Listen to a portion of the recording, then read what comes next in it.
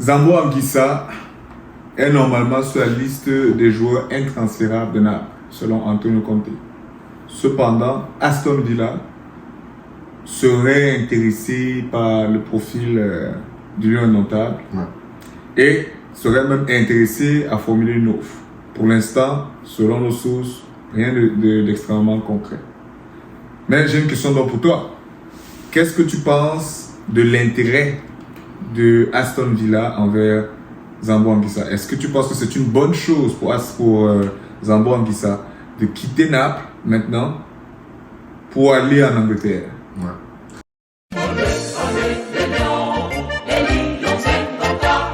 Tu veux générer plus de revenus et avoir un impact? Lance ton entreprise en ligne avec Frequency Click. Dans un monde en évolution, exploite Internet, les réseaux sociaux et l'intelligence artificielle. Découvre notre chaîne YouTube pour t'aider à passer à l'action. Lien en description. Ça c'est difficile parce que Naples aussi, ils sortent d'une saison où, après d'avoir été champion, ils ont fini quoi, 10e. Donc, de partir maintenant, c'est un peu comme si, tu vois un peu, comme si tu abandonnais un peu les supporters, mais d'un autre côté, avoir la possibilité de jouer la Champions League avec Aston Villa, parce que Aston Villa a fini quand même 4e de première ligue l'année dernière. Tout à fait. Avoir la possibilité de jouer la Champions League et de jouer en première ligue avec une équipe qui est compétitive, pas une équipe qui va jouer au milieu du tableau, mais qui va jouer les places de Champions League. Ça, c'est une grosse différence. Tout à fait. Parce que jouer les places de Champions League en première ligue et jouer les places de Champions League au championnat italien, en Italie, c'est pas pareil. C'est pas la même chose. Déjà qu'en Italie, je crois qu'il y a 3 places, non? Les 3 premiers qui vont en Champions League. Et ouais, non, c'est pas pareil. Non, c'est pas pareil. C'est pas pareil. Pas pareil. La première ligue, ça va trop vite. Tout à fait. Ça va trop vite. Et Aston Villa, c'est un club qui est en reconstruction, qui veut vraiment s'imposer en tant que. Qui veut challenger le Big Six, comme on appelle en première ligue. Parce que ça fait quelques saisons déjà qu'ils sont là, ils ont fini 4e, peut-être 5e, 6e, bref, ils sont là, ils jouent les compétitions européennes. Déjà depuis qu'ils ont un bon coach, Unai Emery, que je pense qu'il peut faire évoluer aussi Zambo. Déjà, il n'a pas été son coach à Villarreal, par exemple. Si, je pense que je crois qu'il a dû être son coach. Donc, en plus, si après cette affinité-là, ça va être mieux. Et un autre point aussi important, c'est qu'à Naples, je trouve que Zambo est déjà trop confortable. Parce que Naples a eu 3 coachs la dernière saison. Tous les 3 coachs, aucun n'a même essayé de changer même son rôle sur le terrain. Tout à fait. Donc, c'est pour dire que je pense qu'il y a une concurrence dans l'effectif de Naples. Mais à Aston Villa, il va devoir prouver sa place. Tout à fait. Parce que le capitaine, déjà, John McGinn, joue au milieu de terrain. Tu as les Boubacar Kamara, tu as les Tielemans qui sont là. Parce qu'il va remplacer Douglas Luiz qui est à la Juve maintenant avec sa copine. Si ça aboutit, c'est pour remplacer Douglas Luiz. Donc ça va être chaud aussi pour lui. Il va falloir qu'il performe régulièrement. Il va falloir qu'il soit constant. Exactement. Les performances. Peut-être on va lui demander de marquer plus. Parce que Tielemans, lui, marque. Les Zambo lui marquent pas beaucoup. C'est quelque chose que je lui reproche quand même. Quand tu es milieu de terrain box-to-box, tu dois au moins avoir même un 10 buts. Tout à fait. Par saison, toute compétition. Et je pense que définitivement, comment je veux dire ça, le fait qu'il pourrait potentiellement retourner en Angleterre est une bonne chose parce que de toutes les façons, tu parles justement de milieu box-to-box. Je trouve que quand tu étais justement à Fulham, on pouvait voir s'il avait vraiment du volume de jeu. Il courait, il faisait des efforts sur le terrain.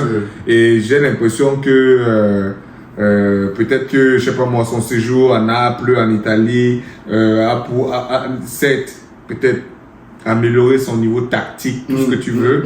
Mais je trouve qu'il a un peu perdu de ce truc-là. Il y a moins parce qu'en Italie aussi, il y a moins de courses. Pas faux, exactement, c'est ça. Donc, en Angleterre, les courses à haute intensité sont plus régulières, que ce soit offensivement, défensivement. Tout à fait. En Italie, c'est un peu plus slow. C'est ça. Et avec donc le temps qu'il a passé à Naples, est-ce qu'il va être capable, s'il part naturellement, de se remettre, de redonner ce genre de performance? Ce sera très bien. De toute façon, tu l'as dit, ici, il se retrouve en train de partir. il ne va pas arriver là-bas en mode je suis le patron. Il arrive dans une équipe où il va devoir faire ses preuves constamment pour maintenir sa place de titulaire. Et je pense que ça ne va dépendre que positivement sur l'équipe nationale. Définitivement. Parce qu'il va donc venir, il va donc comprendre que non. Quand tu vois le petit balai va courir là, c'est pas parce que ça fait partie du processus. Oui. Exactement. Et le fait, Iron Sharpens Iron. Donc l'effet aiguise le fait. Donc le plus tu te frottes à des personnes qui sont plus dures que toi, de plus toi aussi tu vas t'endurcir. Donc tout à fait, exact. De jouer en première ligue, je pense que ça va. Déjà, si on a le plus possible de joueurs camerounais qui sont dans les grands championnats, encore plus la première ligue, et qui performent dans leur club. Parce que ça se voit. Regarde nos meilleurs joueurs, le gardien. Angleterre, Baleba, Angleterre, Mbemo, Angleterre. Quand ils sont avec l'équipe nationale, tu sens la différence. Effectivement. Tu sens la différence. Il y a une différence claire et nette de ces trois-là. Que ce soit dans l'intensité, tactique, physiquement, ils sont au niveau au-dessus. Dans chaque la ligne défense, milieu et attaque. Tout à fait. Donc le plus de joueurs qu'on a dans ces championnats, franchement, ce serait que du bénéfice pour le verre au jeu. Et s'il y a peut-être un truc comme ça par rapport à cette info de l'intérêt de Aston Villa, moi je vois un peu Aston Villa un peu trop comme Aston Villa d'avant.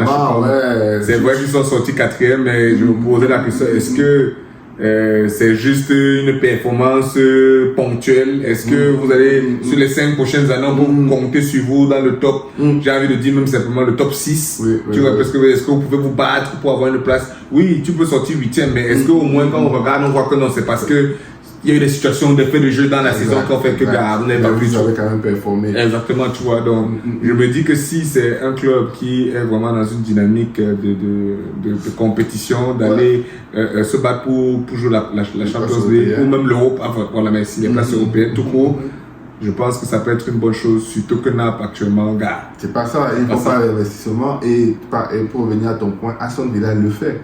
Parce que rien que la saison dernière déjà, ils ont cassé la tirée pour Diaby. Moussa Diaby, ils l'ont payé à Leverkusen très cher, tout le monde était surpris. Même Tielemans devait aller à Arsenal. Il était sur les tablettes d'Arsenal avant que les Leicester ne soient relégués. Il devait partir à Arsenal la saison passée, mais il signe à Aston Villa. Pour te dire que le niveau est là et les gars sont prêts à investir. Ça a attiré les bons joueurs qui sont voulus par d'autres grands. Parce que même Moussa Diaby j'étais surpris quand il a signé à Aston Villa. Je me suis dit, mais. Attends. Tout à fait, exactement. Parce que je me rappelle que moi aussi j'avais entendu ça. Parce que c'était Moussa Diaby à Leverkusen là-bas, il dominait, il marquait, il faisait marquer. Je m'attendais à ce qu'il ait un gros, je sais pas, Liverpool. Mais il est allé à Aston Villa. Et même à Aston Villa, c'est pas facile pour lui, parce que comme je te dis, ils ont des bons joueurs, ils ont des petits anglais là. Oli Watkins en attaque. Il y a un autre petit là qui est en train, qui venait même de deuxième division anglaise. Il a fini la saison incroyablement. J'ai oublié son nom, il prend le numéro 27. Mais bref, pour dire que Zambo, s'il va donner une équipe déjà avec de bons joueurs partout dans le terrain. Emiliano Martinez, champion Golden Globe de la Coupe du Monde, c'est le gardien de Aston Villa. Exactement. Donc en tout cas, le Napoli a fixé la clause libératoire pour Zambo Anguissa à 35 millions d'euros. Donc, c'est comme je disais en début de vidéo, il est normalement sur la liste des joueurs intransférables. Maintenant, on va voir, est-ce que le club anglais va être capable de s'aligner, de poser la main sur la table? Est-ce que le Napoli va devenir un peu bête, va dire que bon, peut-être qu'il faut que tu parles. C'est ça. Donc, on va rester connecté et puis, naturellement, quand on aura plus d'infos d'ici la fin du mercato, ce sera avec plaisir qu'on fera une autre vidéo. Donc, d'ici là, si tu apprécies la vidéo, n'oublie pas de t'abonner, d'activer la cloche de notification, partager massivement la vidéo à d'autres fanatiques du football africain, des supporters inconditionnels des Lions indomptables du Cameroun, afin qu'ensemble nous fassions entendre nos voix. Et si ce n'est pas fait, n'hésite pas de regarder cette vidéo dans laquelle nous parlons un peu de la mentalité des jeunes Camerounais. Et je pense que c'est une mentalité que nous devons essayer de travailler, surtout que nous parlons du développement du football des jeunes. Et c'est bien de parler de ce que les autres doivent faire, mais parce que nous-mêmes les jeunes, on doit aussi se réveiller. Exact. Donc, jump in right now.